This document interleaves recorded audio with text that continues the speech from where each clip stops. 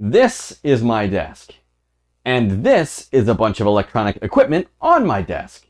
And this week, I'm going to be attempting to make an electronic device with this electronic equipment, while also attempting to not burn my house down in the process. And the reason I'm trying to do this is because my stream has a problem.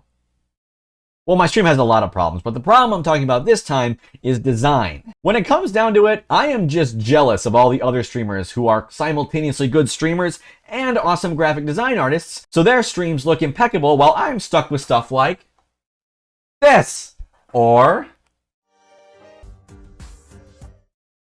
this. But what I lack in graphic design talent, I make up for in creativity and out-of-the-box thinking. So here's what I'm thinking of doing. I want you to close your eyes and imagine... Wait a minute, I'll just frickin' show you. So look at the screen. So let's say it's dark like this. The only light in the room is coming from my ring light. Now, let's say we have an orange pumpkin-shaped light moving steadily, disco ball style, on the wall behind me. All right, so here's the completely professional and fancy blueprint that I've cooked up to show what I want to do. So essentially, you've got this globe right here that's covering a light, an RGB LED. And so this globe is going to have holes in it with a certain shape. And the light's going to shine through those holes and project those shapes on the wall behind me. But in addition to that, it's going to be sitting on a ball bearing so it can freely rotate. And there's going to be a motor with a gear that's going to be meshed with the gear on the globe itself here. And that's going to turn to allow these little shapes to spin around disco ball style. So my main issue right now is that I don't know how to deal with electronics. I know how to solder, sure. If you want me to connect two pieces together, I can do that. But the tricky thing about electricity is you can't really see it. So if you're someone like me who loves to learn about new things by tinkering around with them and seeing how they work, electricity is hard to understand. So since I have absolutely no expertise in this field, I reached out to ChatGPT for some help.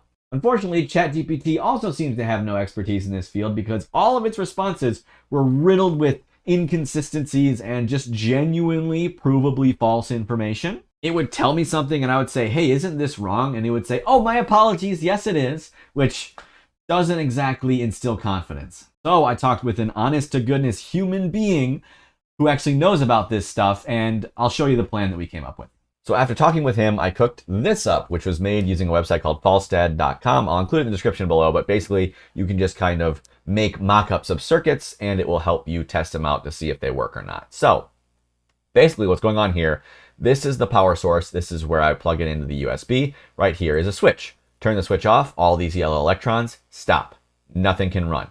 Turn it on, they can. And you can see I turn it on, all of them can run through the LED here. It turns the LED on, but here is the motor assembly, and here's where things get fancy.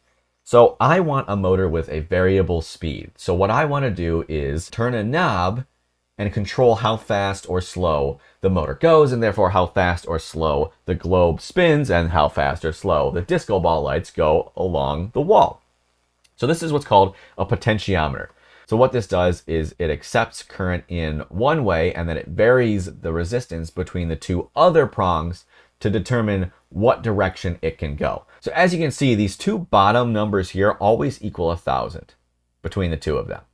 So whatever happens, if the current comes from this side and goes to that side, it will always hit 1,000 ohms of resistance. However, it can escape partway through by going through this end. So right now, it hits 995 ohms of resistance, and then it has a choice. You can either go through 5 ohms of resistance or 500. And of course, electricity picks the path of least resistance, so it's going to go through the 5 ohms. And it bypasses the motor completely, and that's the point where it's at its slowest. And you can see down here, the speed is slowing down, it's winding down from when I demonstrated it earlier.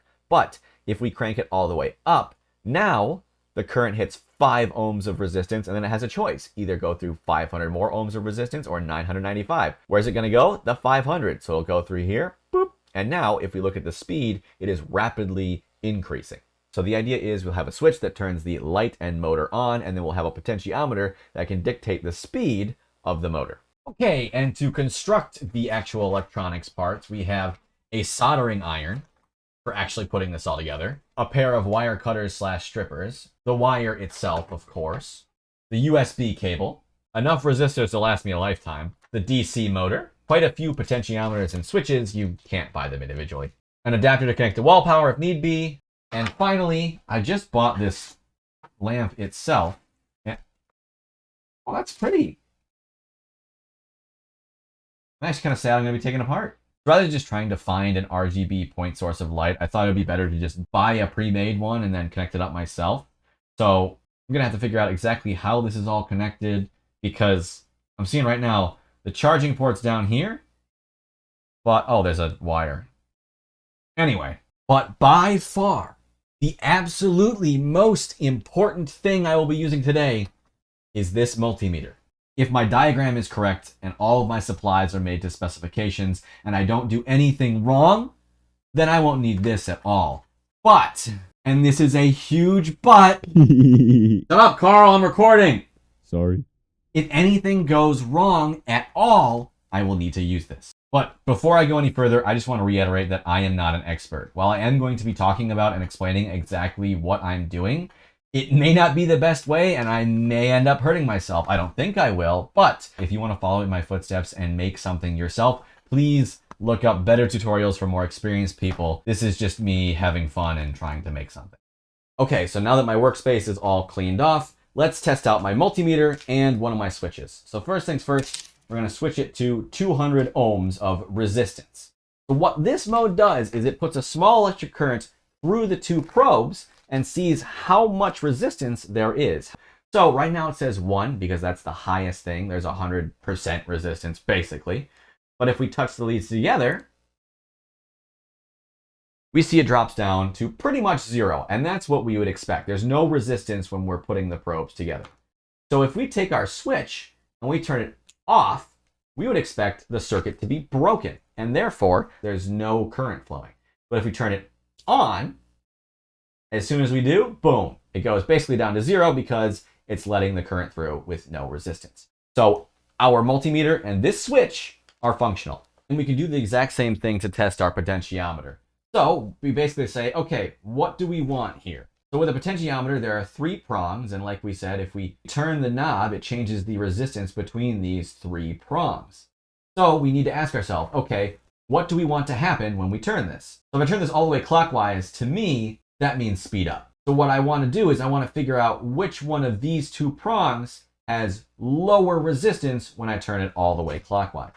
So if I put the probe on one end and I touch it to the other side, okay, it registers absolute complete resistance. But if I touch it to the middle, oh, okay, so the resistance goes down. But if I touch it to the other side, the resistance is ridiculously high. But if I turn the knob all the way the other way, and I touch it to the far one, wait, the resistance is still high? The resistance is high on both of them? What? The heck? Okay, now the resistance is low between these 2. Huh? Pardon me for the messy drawing, but this is exactly why we use our multimeter, so we can determine what the heck is going on. So I've determined that when you turn it all the way clockwise, which is what we want when we want to turn it on, the resistance between these 2 decreases, but these 2 is very high. But when you turn it counterclockwise, the resistance between these 2 is very high and these 2 is very low. So we want the voltage to go in this side, and when it's turned on, it goes to the path of least resistance and goes to the motor. But when we turn it off, we want the voltage to come in this side and then go out, bypassing the motor back to the power source. Side note, but drawing pictures and diagrams is extremely helpful in keeping everything straight, especially when you're dealing with confusing systems like this. Now, if I want to test the cord here, I could try to shove the probes of the actual multimeter in there, or I could just do something like this. Yep, it works. Okay, here's another discovery I made. Okay, this side of the potentiometer, 0 ohms. This side of the potentiometer, all the way cranked up, is 11.38. And since we're on the 20K setting, that means this is 11,038 ohms, which means we need to pick a resistor that is beneath that value. And here's why. Let's say we turn it all the way on to its fullest capacity. That means that the high resistance side is going to be 11 kilo ohms, all right? Then the current's going to go through here, and it's going to have a choice. It can go through the 11 kilo ohm high resistance side or the 0 kilo ohm low resistance side. The only problem is if we put 12 kilo ohms past here, it's going to have an effective choice of 11 kiloohms or 12 kiloohms. Now, it's going to choose the 11 kiloohms every time because it's lower and it has less resistance than the 12 kiloohms. So what that means is, even if we turn it all the way on, it's still not going to want to power the motor. So that's why we need something lower, because if we put something like 5 kiloohms, then when this is turned all the way up, if it has a choice between 11 kiloohms and 5 kiloohms, well, it's going to want to go through here. So bad news, I know I estimated that I needed a 5,000 ohm resistor, but I just checked, and the strongest resistor I had in the entire pack that I bought from Amazon is 750 ohms, and that's it. So that means I'm going to need to string together 6 2/3 of these bad boys if I want to make what I actually want to make. So my confidence is draining by the second. My other apprehension is that this lamp is kind of a circuit of its own. It has its own switch. It has its own battery. So I have no idea how that's going to factor in once I try to plug it into my circuit. Okay, to help aid myself, I've made a crude drawing where things that I need to put in are in blue. Wires coming from the negative side are black, and wires going into the positive side are red, which is mostly true. Mine's not a simple one circuit though, of course. You've got 3 loops, this loop, that loop, and this loop, which are all different paths that current can take. So it's not exactly perfect, but it's good enough that it can guide me as to what I need to do. It's a little messy here, but the most important part is that this little bit is really long, so I have a pretty long cord coming from the USB to the actual mechanism itself, so that I can actually like plug it in somewhere that's not right next to where it is. So I think it's time to actually get into the nitty-gritty of making this thing. So I don't need this wire together, so the first thing I need to do is separate it. The other thing is that I want to give a decent amount of length in between components, because you can always make a compartment to pack extra wire away, but if you don't make it long enough, you need to redo the connections so that it can actually reach what you need it to reach. So I got these fancy wire cutters here. The end is for the actual cutting. Snip, easy peasy. Now these tiny little holes here are for stripping the wire. What that does is it lets you cut into the wire without cutting the actual metal part. So you've stripped away the insulation, so you actually have something to solder with. Okay, so this is a soldering iron. It is very, very hot. Do not, under any circumstances, touch it at the metal part. Sometimes you see in movies people choking up to get really close. Do not. This and behind is what is safe. This is solder, and if you touch the soldering iron to the solder, it melts. All right, and that's going to be... I'm going to have to open a window, aren't I? Okay, so when you start soldering something, it is your absolute priority to make sure that whatever it is you're soldering is not connected to any sort of power, whether that be a battery or the wall, because you don't want whatever it is shocking you while you're trying to solder it. Now, this thing is handy. It has holes in it. So what you want to do is you want to make sure that all the little fibers in your wire are bound together. And then by all means, put it through the hole, wrap it around, and solder it that way.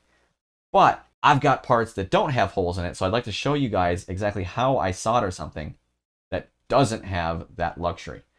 What I do is I try to set down the pieces so that they're physically sitting on top of one another. And then I'm going to take the soldering iron, and I'm not going to touch it to the solder. A lot of people's first instinct is to touch it to the solder and drip it down onto whatever it is. But what I like to do is I like to just touch it to whatever it is and then have that heat up, and then naturally the solder flows onto it and then attaches it that way. Whoop. There we go. And you can see the solder freezes and it glues that wire in pretty quickly. Whew. Careful, the wire's hot. But it glues that wire in pretty darn solidly. And that's literally it. All I need to do is just solder everything else together according to my plan, and I'll be good. All right, we've run into a problem. Typically, USB cables like this have 4 wires. Red and black carry the electrical currents, and green and white carry the data.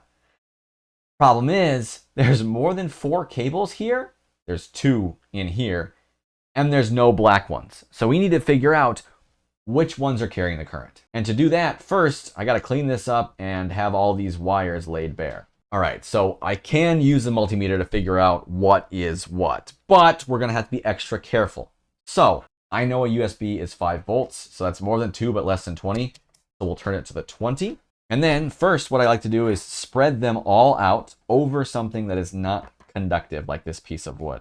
And then I'm gonna plug this in, and we gotta be extra careful not to let anything touch. Because this is live right now. 2 of these wires, if you touch them, will transmit electricity. Now, like I said, I think the red one is indeed the positive. So I'm just going to trap the positive there with my probe. And I'm just going to touch all the other ones. I think that's it. That's okay, 5 volts. But while I'm at it, we can test the actual motor. I'm going to plug this in. And then I'm going to manipulate this so that the red touches. Okay, it looks like the motor works. Unplug that.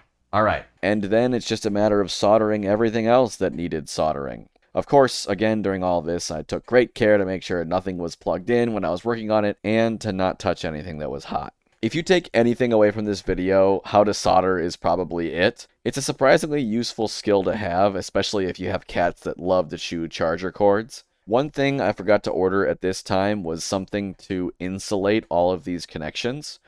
You can either buy electrical tape, or preferably you can buy these little shrink tube rubber things where you slide them onto one side of the wire before you solder it, and then you slide the tube down to cover the actual connection, and then you use a hot air gun to shrink it down to make a nice insulated connection that holds up a little bit better too. And with all of this done, it's time to sort things out and see if it works. Okay, right now this is kind of a jumbled mess, but it does indeed match up with the schematic, I'm pretty sure at least. Here is the USB. We have the black line leading to a switch. The switch then leads to the potentiometer, which one side is connected to red, which leads right back to the USB. And then the other side is connected to the motor and the resistors. The other part of the switch is connected to the LED, which is what this will plug into, and then it goes back into the LED. So, to just test the motor, I'm going to turn this all the way counterclockwise, which we should expect to be off. I'm going to plug it in. Okay. I'm going to turn it on. And then if we turn the switch,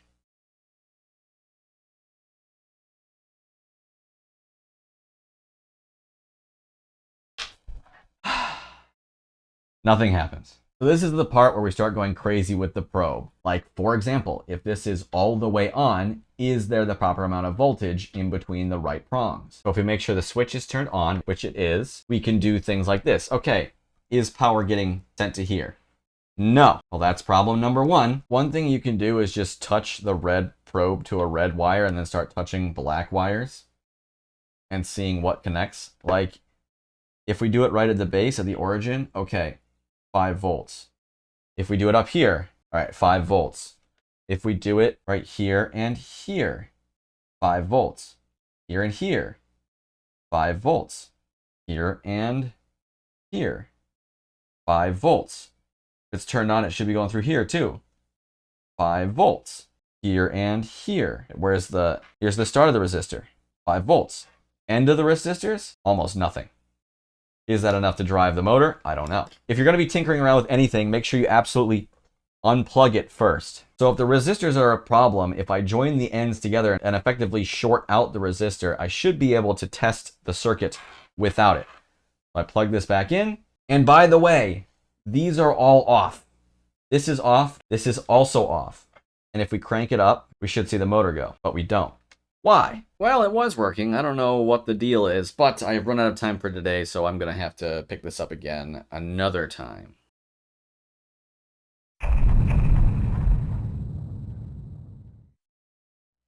Okay, look at this. I've got this connected to the switch, and then the other end of this red wire, so it should theoretically decrease when I turn it counterclockwise and increase when I turn it clockwise. But if I randomly move it around, it just changes the numbers, which makes me think that the potentiometer is just broken.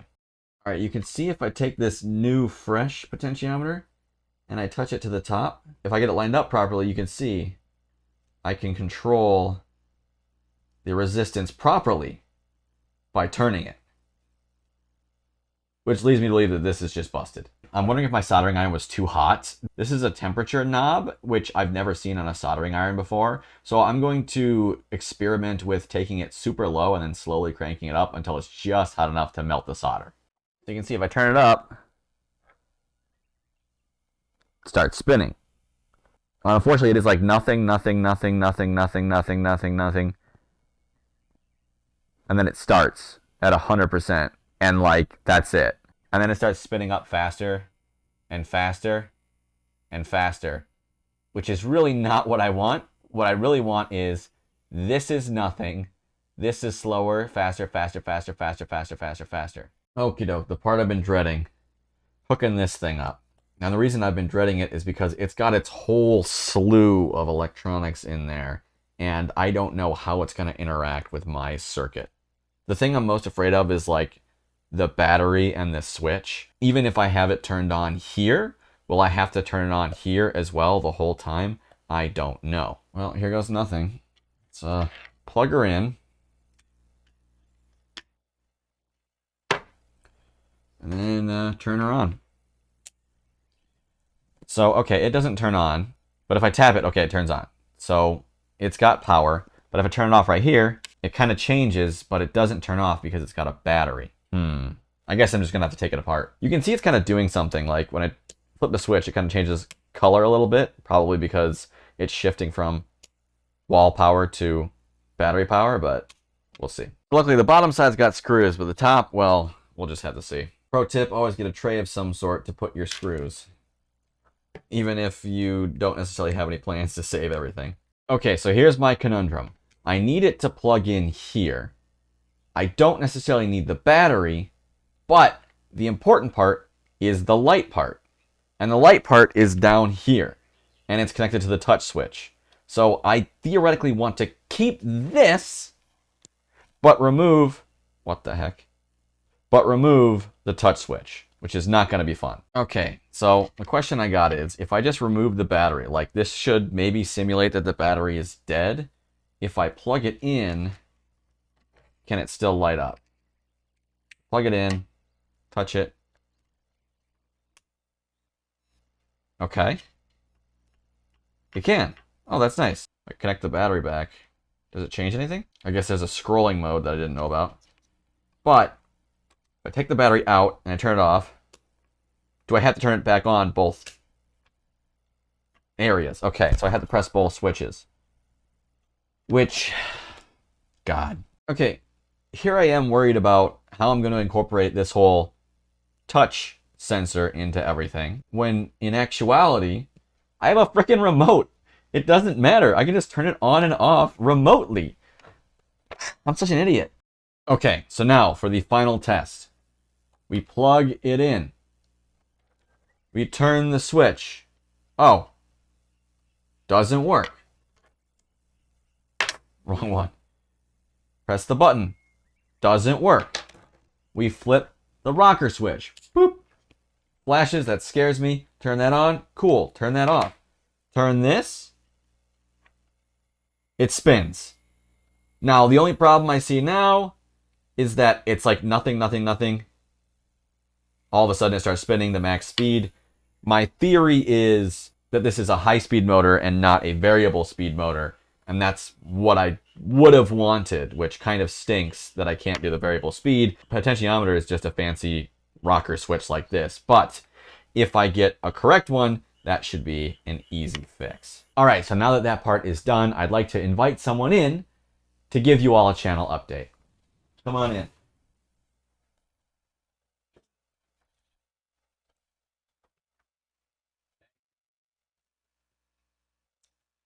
Right here? Hey everybody, it's been a while since we've done something like this, haven't we? Okay, before I say anything else, I would just like to let it be known that I'm not changing anything about the schedule or the channel at all as a whole. We're still going to get one video every Sunday, 9 p.m. Japan time. So I'd like to tell you all a story. This past week was known as Golden Week in Japan, and the reason it's called that is because Wednesday, Thursday, and Friday are all national holidays, so a lot of people take Monday and Tuesday off as well, and they go on vacation. And I didn't take Monday and Tuesday off, but I had Wednesday, Thursday, and Friday all day free. Literally nothing planned. So I tried to take advantage of the opportunity to get an entire week ahead on videos. Recently, I've been finishing videos on Sunday and uploading them the same day, which is absolutely not what I want to be doing. When that happens, I often finish not because I feel like I'm genuinely finished. Instead, I'm just mentally fatigued from editing all day and I just say, screw it, it's good enough, and I upload it. It also puts me in the very dangerous position of if something goes wrong, I might just not be able to meet the deadline. Like if I only had one potentiometer and I accidentally broke that one, I would have to wait 4 more days for Amazon to ship me a new one, which, if I'm doing everything last minute, is not time that I'd have. I also have ADHD, which makes it hard for me to stay on track and keep to a nice, tight video.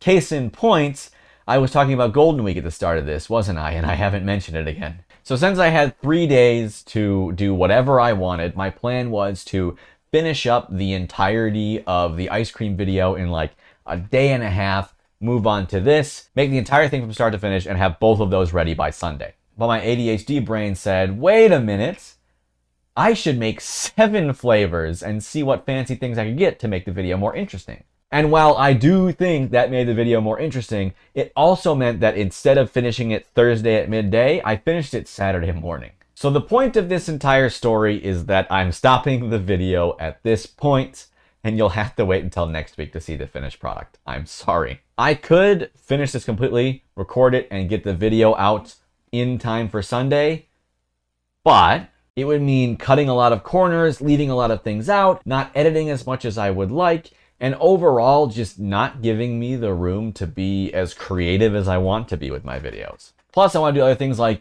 edit Twitch clips. As a reminder, I'm doing this whole 1 video every week thing to get people to come over to my Twitch. So please, come over to my Twitch. Plus, there are other things I want to do. Like, I still haven't invited my he's not new anymore, neighbor out to dinner yet. Plus, I also have other long-term content ideas that will take some time to start and will take long amounts of time, months even, to finish. And to cut myself off before I start rambling, this will be a 2-parter. I might be taking on smaller projects every week instead to try to make things a little bit more manageable, but I still will be keeping my weekly schedule.